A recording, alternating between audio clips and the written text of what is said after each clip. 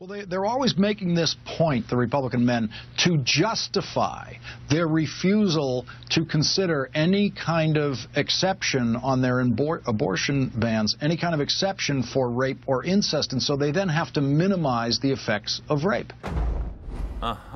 You see, we couldn't possibly talk about the issue. Now, before we hear her coarse response, did you hear what he was doing? He was actually making a judgment about a life issue, stating that men can comment on it, but only the men who are opposed to abortion.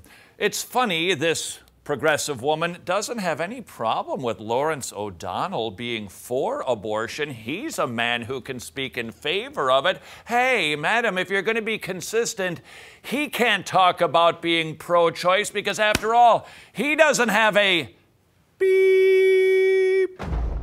They minimize the effects of rape.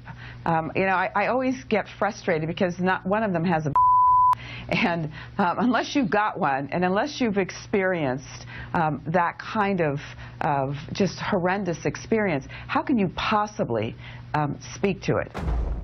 Well, I can speak to it the way that I speak about any particular issue.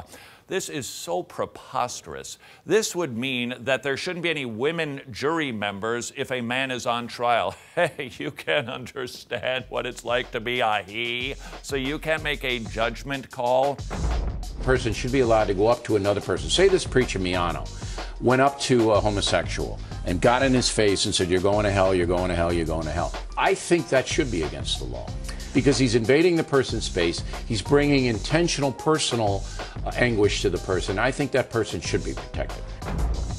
Whoa.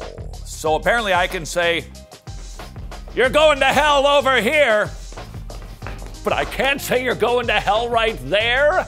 Furthermore, if you bring anguish to somebody, are you kidding? Bill, your comments just brought me